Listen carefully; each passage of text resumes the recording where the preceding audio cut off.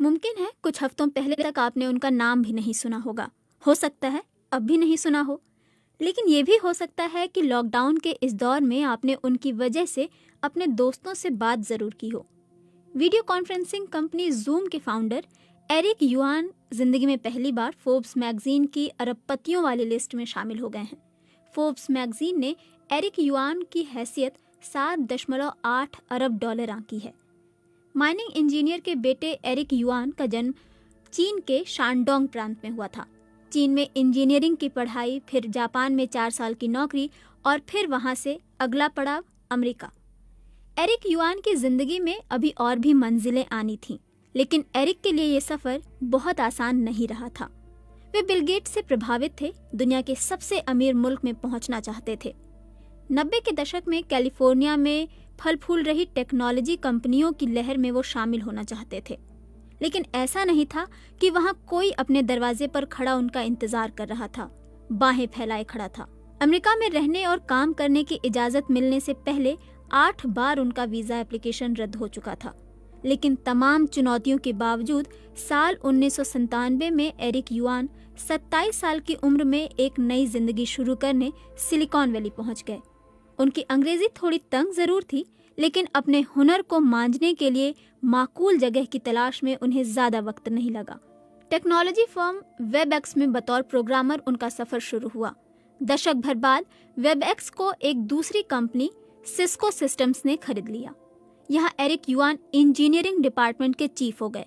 साल 2011 में उन्होंने सिस्को के अधिकारियों को एक ऐसे वीडियो कॉन्फ्रेंसिंग ऐप को डेवलप करने का आइडिया दिया जो न केवल डेस्कटॉप और टैबलेट से काम करता था, बल्कि मोबाइल फोन से भी उसको एक्सेस किया जा सकता था।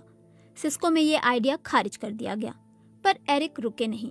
उन्होंने अपना बिजनेस जूम शुरू करने के लिए इस्तीफा दे दिया। ऑनलाइन पब्लिशिंग प्लेटफॉर्म मीडियम को दिए एक इंटरव्यू में एरिक ने कहा, जब मैंने पहली बार जूम की कल्पना की थी तो मैं चीन में एक यूनिवर्सिटी स्टूडेंट था। अपनी गर्लफ्रेंड से मिलने के लिए मुझे अक्सर 10 घंटों की ट्रेन पकड़नी होती थी। वो अब मेरी पत्नी है। मुझे उस तरह से सफ़र करना बिल्कुल ही पसंद नहीं था। मैं सोचा करता था कि कोई ऐसा तरीका हो कि मैं बिना यात्रा किए अपनी गर्लफ्रेंड से मिल जाऊं। ये वही सपने थे जिन पर जूम की बुनियाद रखी गई। लेकिन अपने प्रोजेक्ट के लिए पैसा जुटाना कम चुनौतीपूर्ण नहीं था। सिस्को छोड़ने के बाद ऐसे निवेशक खोजना जिनको उनके प्रोजेक्ट पर भरोसा हो, वाकई एक मुश्किल भरा काम था। निवेशकों की तरफ से इनकार की जो वजहें उन्हें बताई जा रही थी वो ये थी कि अब इस तरह के बिजनेस में ज़्यादा गुंजाइश नहीं बची है और किसी नए खिलाड़ी के लिए जगह भी नहीं। फाइनेंशियल टाइम्स अखबार के अनुसार एरिक युआन ने इसके लिए अपने दोस्तों और परिवार वालों से पैसा उधार लिया। एरिक ने फाइनेंशियल टाइम्स को बताया, अगर आपको कोई बिजनेस शुरू करना है तो इसकी टाइमिंग बहुत महत्वपूर्ण होती है। स्मार्टफोन और क्लाउड स्टोरेज कंपनियों के विस्तार ने जूम जैसे प्रोडक्ट के लिए अनुकूल परिस्थितियां पैदा कर दी थीं। फोर्ब्स मैगजीन से एरिक ने कहा, यहाँ तक कि मेरी पत्नी भी आश्वस्त नहीं थी, लेकिन मैंने कहा कि ये एक लंबा और मुश्किल भरा सफर है। मुझे इसका अंदाजा है, लेकिन अगर मैं कोशिश नहीं करूँगा तो मुझे इसका पछतावा रहेगा।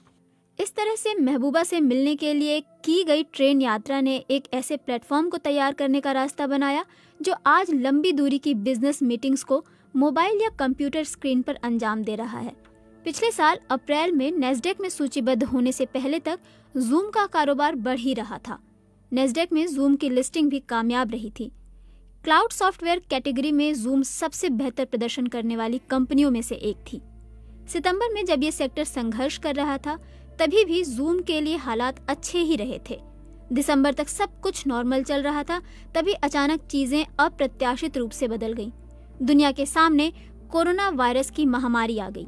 जब दुनिया भर के वित्तीय बाजार डूब रहे थे तो जूम के शेयर 14% की दर से चढ़ रहे थे। दिसंबर तक जूम पर रोजाना 1 करोड़ यूजर आते थे। मार्च तक ये संख्या बढ़कर 20 करोड़ हो गई।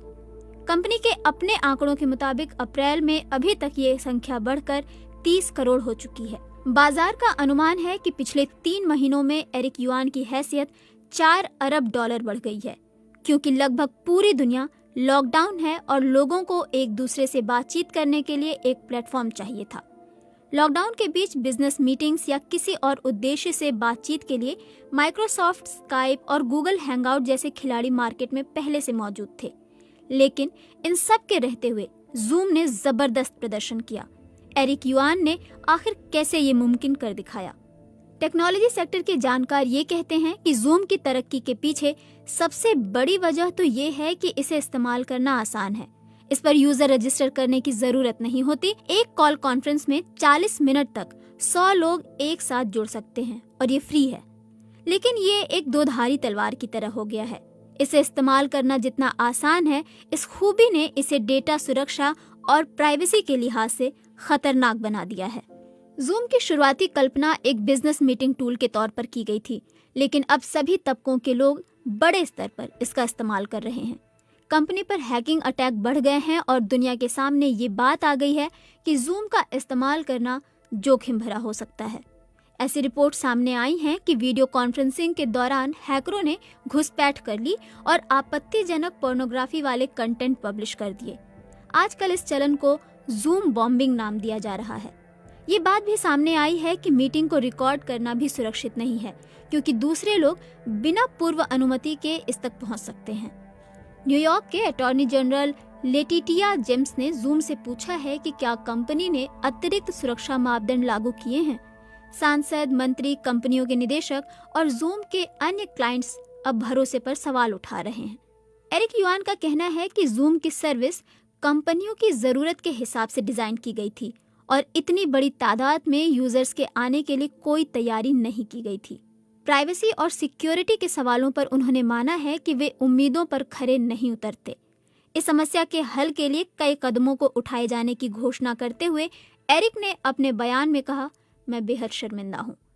ब्रितानी साइबर सिक्योरिटी कंसल्टेंट ग्राहम क्लूले कहते हैं, हाल के हफ्तों में कंपनी की काफ़ी छानबीन हुई है। रिसर्चर्स ने उनके कोड्स को जांचा परखा है। इसमें गंभीर कमियां पाई गई हैं। हालांकि कंपनी ने सॉफ्टवेयर अपडेट्स जारी किए हैं और दूसरे सुरक्षा उपाय भी आजमाए हैं। जूम यकीनन वो प्लेटफॉर्म नहीं है जिस पर बड़े राजनेता संवेदनशील मुद्दों पर चर्चा करें, लेकिन ज्यादातर आम लोगों के लिए ये बुरा विकल्प भी नहीं है। बीते हफ्तों में दूसरी कंपनियों ने भी अपनी रणनीति बदली है। कुछ रोज पहले फेसबुक ने मैसेंजर रूम का फीचर लॉन्च किया है, जिस पर 50 लोग बिना किसी समय की पाबंदी के वर्चुअल मीटिंग कर सकते हैं। लेकिन अभी इस बात को लेकर तस्वीर साफ नहीं है कि जूम ने जो कामयाबी हासिल की है वो उसे आने वाले समय में बरकरार रख पाएगा या नहीं।